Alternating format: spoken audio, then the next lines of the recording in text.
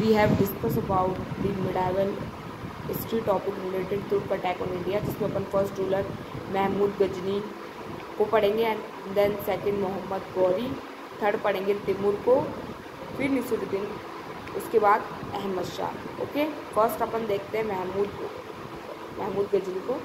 तो महमूद गजनी की बात करें, महमूद का ड्रीम ही क्या था कि गजनी को बहुत पावरफुल बनाना।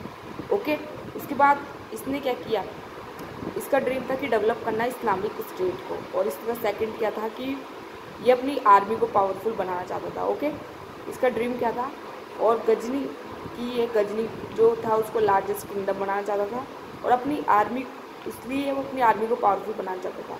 तो अपनी आर्मी को पावरफुल बनाने के लिए इसको क्या चाहिए थी, वेल्थ चाहिए। तो इसने क्या किया, वेल्थ लूटना स्टार्ट किया। तो इसने फर्स्टली इंडिया से स्टार्ट किया। ओके, इंडिया को लूटा इसने, जिसमें इंडिया का सबसे इम्पोर्टेंट हम जानते हैं कि सोमनाथ टेम्पल माना जाता है। बट उससे पहले अगर हम डिस्कस करें, इसने 25 ईयर्स के अंदर 17 टाइम्स रेड किया इंडिया को, और इसने कॉन्कर्ड कर लिया सेंट्रल एशिया एंड अफगानिस्तान को। ओके, 1018 इन्वाइड कन्नौज, 1018 के अंदर इसने इन्वाइट किया कन्नौज को। ओके, इंपॉर्टेंट अटैक इसका 1025 में सोमनाथ टेम्पल को माना जाता है। सोमनाथ टेम्पल भी कहा जाता है कि इसने उसके टुकड़े भी नहीं छोड़े थे, उसको भी इसने लूट लिया था। ओके, एंड इसका लास्ट अटैक 1027 में oppose to Jat, because Jat को ये इसलिए अपोज करता है क्योंकि क्या होता है, जब 1025 में जब ये सोमनाथ टेम्पल पर अटैक करते हैं तो जाट इसको अपोज करते हैं, जाट इसके खिलाफ लड़ते हैं। तो ये वापस जब आता है, ओके, जब ये दोबारा आता है तो क्या करता है, जाट को अपोज करना स्टार्ट करता है। ठीक है, अपोज करता है ये वॉर ही जाट के अपोज में लड़ता है। ओके, उसके बाद अगर हम बात करें, वॉर लड़ता है ये जाटों के खिलाफ, इसका डेथ होती है 1030 के अंदर। बट उससे पहले ये पहला रूलर था, ओके, जिसने क्या करी थी, गजनी ने फर्स्ट टाइम अचीव कर दी सुल्तान की उपाधि, इसने अचीव करी थी। ओके, उसके बाद इसकी बुक्स भी बहुत सी इसने लिखी है। उसके बाद इसका जो मतलब इसके बाद जो रूलर आता है मोहम्मद गौरी, मोहम्मद गौरी बहुत पावरफुल रूलर माना जाता है। बट वो क्या, मुस्लिम एम्पायर का रियल फाउंडर है मोहम्मद गौरी। ओके, वो क्या करता है 1190 के अंदर पंजाब, लाहौर, पेशवार, सिलकोर, ये कंट्रीज़ को अपने कॉन्कर्ड कर लेता है। ओके, उसके बाद पृथ्वीराज चौहान, जो अजमेर में उसका रूल होता है पृथ्वीराज चौहान के साथ, उसमें गौरी हार जाता है 1191 के अंदर, और पृथ्वीराज चौहान जीत जाता है। ओके, फिर 1192 की बात करते हैं, अगेन ही ट्राई करता है इन्वेट करने का।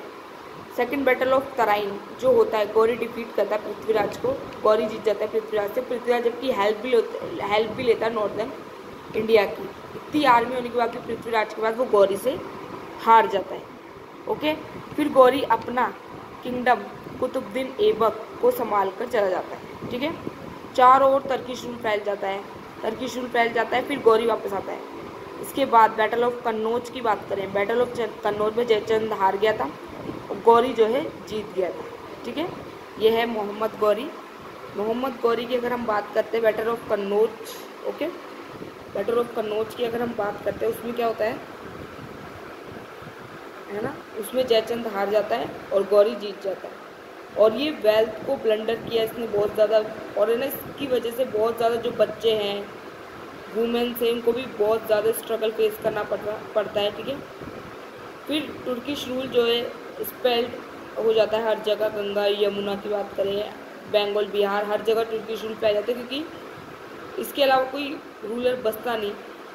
ठीक है, स्ट्रॉन्गेस्ट। फिर ना तिमूर आता है, इसके बाद तिमूर का अपन कल देखेंगे। Please subscribe my channel. अब आप सोचो, मैं आपसे एक क्वेश्चन पुट करती हूँ, अगर इंडिया कोई लोग नहीं लूट देते आके, तो आज इंडिया कितना डेवलप्ड होता है। ओके, इतना लूटने के बाद भी हमने कितना सब कुछ करके डेवलप कर लिया वापस। Okay, so please subscribe my channel and thank you.